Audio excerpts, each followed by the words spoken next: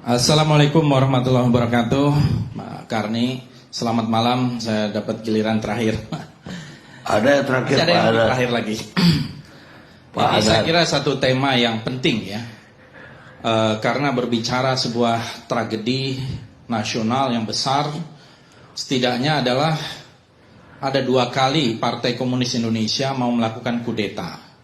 Bagi saya jelas PKI itu mau melakukan kudeta di tahun 48 dan di tahun 1965. Nanti saya beberkan bukti-buktinya dengan jelas. Apalagi sudah ada TAP MPRS nomor 25 tahun 66 dan ada juga Undang-Undang nomor 27 tahun 99 yang jelas-jelas di situ mengatakan bahwa Partai Komunis Indonesia dibubarkan karena mau merobohkan negara Republik Indonesia. Jadi sebetulnya tidak ada kontroversi di situ. Tidak ada kontroversi sama sekali, tidak ada versi-versi lain. Mohon maaf Gubernur Lemhanas, saya kira tidak ada. Tidak ada satu pihak atau sudah jelas yang mau melakukan kudeta itu adalah PKI tahun 48 dan tahun 65. Itu saya kira Lemhanas harusnya tegas dan jelas dalam menyikapi persoalan ini dan tidak membuat interpretasi-interpretasi lain. Nah, saya memang generasi yang lahir tidak mengalami tahun 65. Saya lahir tahun 71. Tetapi saya kebetulan masuk Universitas Indonesia di jurusan Rusia. Jadi sedikit banyak saya juga bersinggungan dengan berbagai literatur yang terkait dengan itu. Kemudian doktornya kebetulan di bidang sejarah juga. Nah, saya ingin kutip ini. Seorang Bolshevik yang pertama namanya Pyotr Kachov. Di tahun 1876. Di dalam bukunya Revolusia i Gasudarstva, Revolusi dan Negara, ya. Dia mengatakan bahwa revolusi harus terjadi sebelum transformasi masyarakat. Karena itu kaum revolusioner harus merebut kekuasaan sebelum mereka melaksanakan program. Revolusi merupakan konspirasi yang dilakukan kelompok kecil atas nama massa. Begitu kekuasaan sudah di tangan, baru pemerintah akan melaksanakan revolution from above atau revolusi dari atas dengan menggunakan kekuatan terorganisir dari negara. Itulah yang disebut sebagai dalam ajaran komunis diktator proletariat. Saya kira ini mata pelajaran pengantar ilmu politik ini kalau di UI. Jadi memang inilah pentingnya kita mengerti sejarah ya, supaya tidak terbalik-balik. Tadi Pak Ilham Aidit mengatakan Ustadz Tengku Zulkarnain terbalik-balik. Tidak, yang terbolak-balik itu adalah saudara Ilham Aidit. Contoh saja misalnya, tadi mengatakan undang-undang PMA itu produk dari pemerintahan Soeharto. Itu salah besar. Yang menandatangani undang-undang nomor 1, penanaman modal asing, itu adalah Presiden Soekarno. Tanggal 10 Januari tahun 67, Pak Ilham. Ini informasi elementer. Anda jangan bolak-balik itu. Ya, itu jelas. Nanti saya bicara dulu. Anda bisa buka. Sekarang Anda buka dulu aja Google dulu. Yang menandatangani adalah Bung Karno. Soekarno, bukan Soeharto. Buka aja, Google dulu Anda. Nanti silakan jawab. Itu informasi elementer. Ya. Kemudian tahun 48 kalau kita lihat, saya meneliti tahun 48 itu dan saya bukukan nih. Kesaksian korban kekejaman PKI tahun 1948. Ini atas anjuran dari PAUD Kiai Haji Yusuf Hashim, putranya Hadratus Syekh Kiai Haji Hashim Asy'ari. Ini tokoh besar NU. PAUD ini adalah sahabat saya. Dan kami bersama-sama mewawancarai korban-korban kekejaman PKI tahun 48. Dan jelas sekali di situ PKI 48 itu berkolaborasi dengan Belanda, menusuk kita dari belakang. Ketika kita bersiap-siap menghadapi agresi militer Belanda yang kedua, yang kita sudah antisipasi waktu itu, Soekarno, Hatta, dan tokoh-tokoh bangsa mengantisipasi, tiba-tiba 18 September, tentu dimulai dengan kerusuhan-kerusuhan di Solo dan Jogja, dideklarasikanlah Soviet Madiun, dan dimulai dengan pidatonya Musso. Musso sebelumnya datang, dibantu oleh Belanda, bisa masuk ke Indonesia. Itu ada sejumlah tokoh, ada Musso, ada Suripno, ada Tan Ling Ji dan beberapa tokoh lain, Maruto Darusman, masuk ke Indonesia, kan kita masih dalam suasana revolusi ketika itu. Kalau tidak ada izin Belanda, mana bisa masuk? Kemudian berita-berita tentang musuh ini juga didukung oleh Belanda. Dan ketika ada dikejar para pelaku 50 orang di sebuah tempat, dilindungi juga oleh tentara Belanda. Jadi memang PKI ini penasaran sebetulnya. Karena PKI, kalau kita lihat sejarah, tidak ikut terlibat di dalam proklamasi kemerdekaan Republik Indonesia. Tidak. Yang terlibat adalah tokoh-tokoh nasionalis dan Islam. Ya, PKI waktu itu ilegal, tidak ikut terlibat. Makanya mereka penasaran. Di awal-awal dulu PKI mengatakan proklamasi 45 itu adalah revolusi yang gagal, revolusi borjuis. Mereka mau mengoreksi itu. Maka kemudian datanglah musuh dari Moskow, mau mengoreksi dan membuat sebuah manifesto Jalan Baru untuk Republik Indonesia. Di Jalan Baru Republik Indonesia itu dia mengecam Bung Karno, mengecam Bung Hatta, dan jelas-jelas di situ Ibu Sukma mengatakan bahwa ideologi dari PKI itu adalah Marxisme-Leninisme. Baca buku Jalan Baru untuk Republik Indonesia. Itu Marxisme-Leninisme, bukan Pancasila.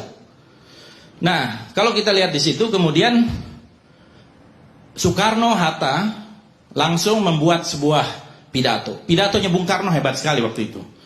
Bung Karno mengatakan bahwa ini adalah gerakan untuk kudeta, mengambil alih republik. Dan Bung Karno menyatakan di akhir, pilih Soekarno-Hatta atau pilih musuh. Kemudian musuh menjawab. Ini disinilah pentingnya sejarah.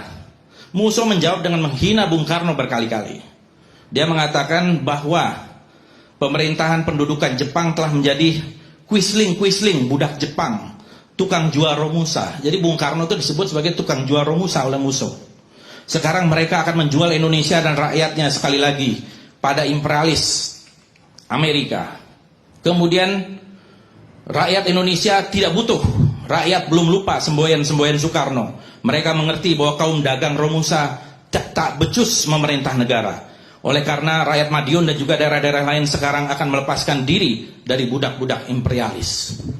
Ini otentik pidatonya Bung Karno dan pidatonya musuh. Semua sepakat. 48 itu yang menjadi korban adalah para tokoh Kiai NU kebanyakan. Di Takeran, Sabilil Mutakin, Ponorogo, Gontor, dan dibuang. Atau setelah mereka dibantai, ditaruh di lubang buaya, di sumur-sumur. Sumur Soco 1, Sumur Soco 2. Itu ratusan orang yang ada di situ. Kemudian belum yang dibantai, termasuk ayahanda dari Profesor Sri Edi Swasono. Itu Pak Munaji, kepala pengadilan kalau tidak salah ketika itu, dibantai juga dan hilang. Tidak ketemu sampai di mana. Dan suasananya memang revolusioner dibuat. Jadi menusuk dari belakang ketika kita mau menghadapi agresi militer Belanda yang kedua. Nah akhirnya kemudian karena ini adalah sebuah kudeta dan kemudian kita menghadapi agresi militer Belanda, tentu tidak tuntas penumpasan itu. Barulah kemudian apa yang dikatakan tadi oleh Ustadz Tengku Zulkarnain, berusaha comeback. Dalam 3-4 tahun berusaha kembali. Tahun 54 bahkan, PKI dalam Kongres kelima, itu membuat sebuah program yang namanya metode kombinasi 3 bentuk perjuangan. Yaitu untuk perang gerilya di desa, melawan setan-setan kota diburu, dan yang ketiga infiltrasi ke kalangan angkatan bersenjata. Dan itulah buahnya kemudian yang terjadi beberapa tahun kemudian, dan banyak sekali teror-teror yang dilakukan sepanjang tahun 57, 58 sampai tahun 65. Ini juga saya menerbitkan bukunya, Lakon Politik Che Guevara Melayu. Ini dari Pak Ridwan Saidi, dokumentasi teror PKI tahun 55 sampai tahun 60. Dan kemudian kalau kita lihat di dalam Harian Rakyat, ini saya bawa fotokopian Harian Rakyat 2 Oktober. Ini tidak bisa terbantahkan. Harian Rakyat ini punya PKI. Yang memimpin adalah Nyoto. Ini koran resmi PKI. 2 Oktober. Editorialnya menulis tentang gerakan 30 September. Dan jelas dikatakan, rakyat yang sadar akan politik dan tugas-tugas revolusi meyakini akan benarnya tindakan yang dilakukan oleh gerakan 30 September untuk menyelamatkan revolusi dan rakyat, dan seterusnya, dan seterusnya. Kemudian di karikaturnya ini ada Minggu, Senin, Selasa, sampai Sabtu, ini hari Kamis, Jumat, 30 September dan 1 Oktober, jelas-jelas di situ ada tangan, gerakan 30 September tulisannya. Kemudian yang dihajar ini adalah para jenderal. Ya, kemudian lagi, Coba lihat ke kamera. nah, lihatan ke kamera ini, lihat. Bisa kelihatan nggak? Yang mana kameranya? Oh ya. Nah ini, coba lihat ini. Letkol Untung, Komandan Batalion Cakrabirawa menyelamatkan Presiden RI dari kup Dewan Jenderal. Selalu dia memutarbalikkan fakta.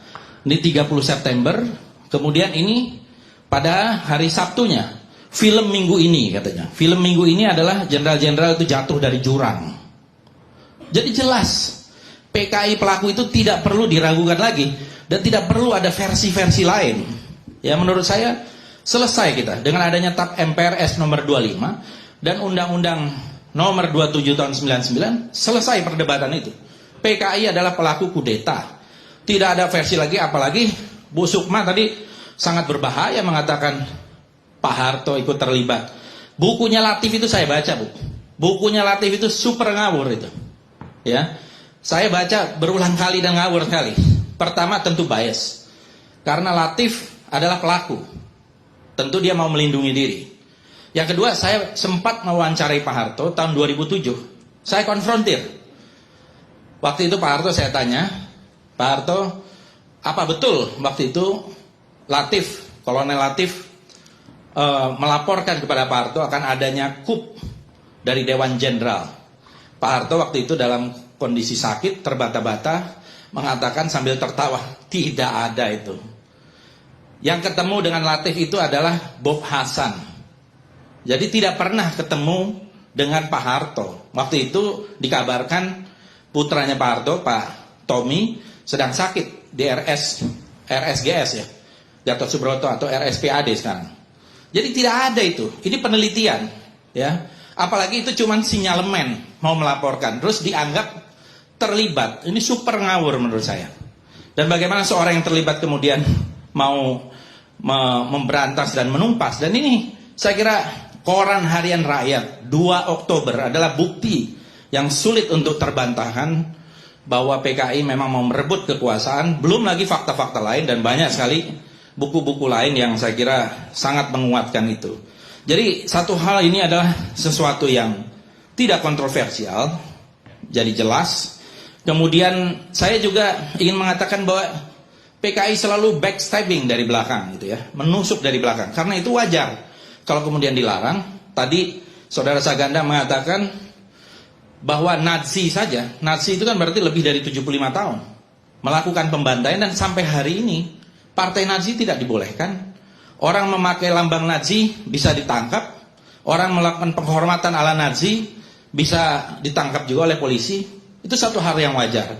Karena ini beda. Tadi kalau dikatakan ada ekstrim kanan, ada PRRI, itu sama sekali beda dengan PKI. Karena itu tidak pernah melakukan kudeta. Ya, peristiwa DITI itu sejarahnya berbeda lagi.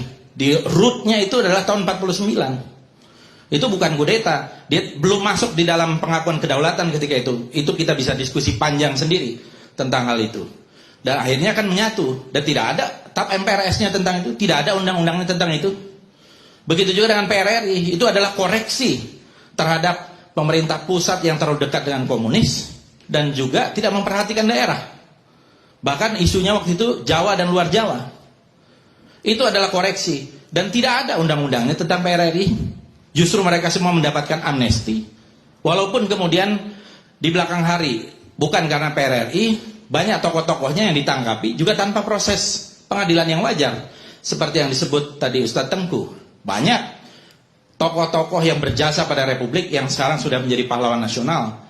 Muhammad Natsir, Safruddin Prawira Negara, Muhammad Rum, Buya Hamka, Kasman Singodimedjo, dan lain-lain. Bahkan seorang jurnalis yang hebat seperti Muhtar Lubis dipenjara 10 tahun. Dari tahun 56 sampai tahun 66. Muhtar Lubis. Ya, yang saya kira luar biasa menjadi godfather dari jurnalis di Indonesia. Jadi Sahrir. Sultan Syahrir. Ya betul, Bang Karni mengingatkan nih karena Sultan Syahrir, Perdana Menteri pertama memimpin Kabinet Syahrir 1, Kabinet Syahrir 2, Kabinet Syahrir 3. Dalam keadaan sakit, masih di penjara.